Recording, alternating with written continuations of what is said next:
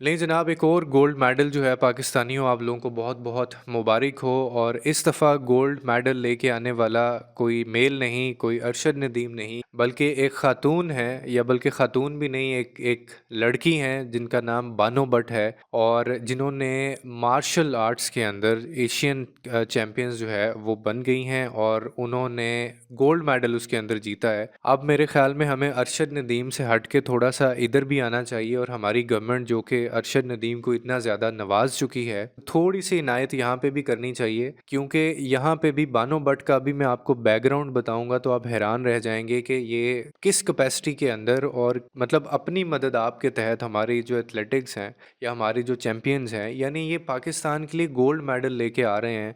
बिना कोई इतनी सपोर्ट के, गवर्नमेंट के कोई ट्रेनिंग नहीं है, कोई बड़े रिसोर्सेज नहीं है, कोई इंटरनेशनल इनके लिए ट्रेनर्स नहीं हायर किए गए। लेकिन फिर भी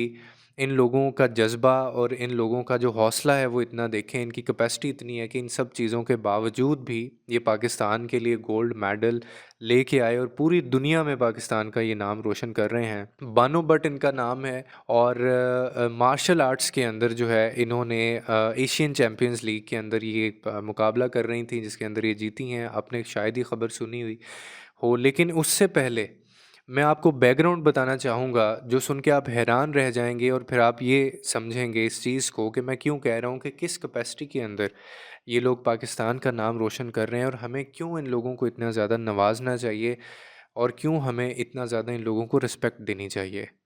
तारीख में पहली दफ़ा ऐसा हुआ है कि किसी खातून ने पाकिस्तान के लिए मिक्स जो मार्शल आर्ट है उसके अंदर गोल्ड मेडल जीता है। और आप हैरान रह जाएंगे ये जानकर कि जो बानो भट्ट हैं ये 13 साल से अपने कोच से ट्रेनिंग ले रही थी, और इनकी उम्र जो है, यानी किस उम्र में इन्होंने गोल्ड मेडल जीता होगा, पाकिस्तान को जिताया इस एशियन चैम्पियंस लीग के अंदर, सिर्फ 20 साल की उम्र में। 20 साल की लड़की जो कि एक कैटेगरी के अंदर जीती नहीं बल्कि पूरी दुनिया में नाम रोशन किया पाकिस्तान का, गोल्ड मेडल लेके आई। और कोचिंग कितनी कब से ले रही हैं? 13 साल की उम्र से, और 20 साल की उम्र तक यानी ये इसके ऊपर ट्रेन अपने आप को करती रहीं। और पहली दफ़ा ऐसा हुआ है कि पाकिस्तान या तारीख़ में कोई ख़ातून, कोई लड़की पाकिस्तान के लिए गोल्ड मेडल लेके आई है। यानी सेमीफाइनल में जो इनका मुकाबला था वो इंडिया की प्लेयर के साथ था, वो भी इंडिया से ताल्लुक़ रखती थी। इन्होंने सेमीफाइनल के अंदर उनको हराया, और फाइनल के अंदर काज़ाकिस्तान से जो लड़की बिलोंग करती थी, फिर इनका मुकाबला उनसे था, और फिर इन्होंने उनको हरा के और गोल्ड मेडल अपने नाम किया। और अब और अगर आपके ज़हन में ये आ रहा है कि ये कोई छोटा-सा या एक बड़े लोअर लेवल के ऊपर ये मुकाबला था, तो ऐसा नहीं था। 28 मुल्कों ने इसके अंदर पार्टिसिपेशन की थी, और ऑलमोस्ट 180 प्लेयर इसके अंदर जो है वो हिस्सा ले रहे थे, पार्टिसिपेंट्स थे। यानी 180 प्लेयर्स में से वाहिद एक पाकिस्तान की लड़की, जिसने, पाकिस्तान की बेटी ने पूरी दुनिया में ना सिर्फ नाम रोशन किया बल्कि पाकिस्तान के लिए गोल्ड मेडल ये लेके आई हैं। और ये बड़े एज़ाज़ की बात है, ये कुछ छोटी अचीवमेंट नहीं है, ये बहुत बड़ी बात है कि इस तरह के हालात के अंदर, और ख़ुद यानी कोई, जहाँ पे आपको पता है कि पाकिस्तान की तरफ से हमारे स्पोर्ट्स के ऊपर, हमारी टेक्नोलॉजी के ऊपर, या हमारी साइंस के ऊपर, या हमारी जो रिसर्च होती है उसके ऊपर कितना वसाइल जो है वो इस्तेमाल किए जाते हैं, या कितना इनको सपोर्ट किया जाता है। लेकिन इन सब चीज़ों के बावजूद भी अगर कोई शख्स ख़ुद अपनी मदद आपके तहत अपना जज्बा हौसला लेके, अपने पैशन को, अपने टैलेंट को आगे लेके वो ऐसा काम कर रहा है, तो ये कोई मामूली बात नहीं है। अब इसके अंदर सबसे ज़्यादा हैरानी की बात, और सबसे ज़्यादा जो मोटिवेशन की बात है कि क्यों इसको बहुत ज़्यादा सपोर्ट करना चाहिए और अरशद नदीम की तरह तरह इसको भी नवाजना चाहिए, वो ये है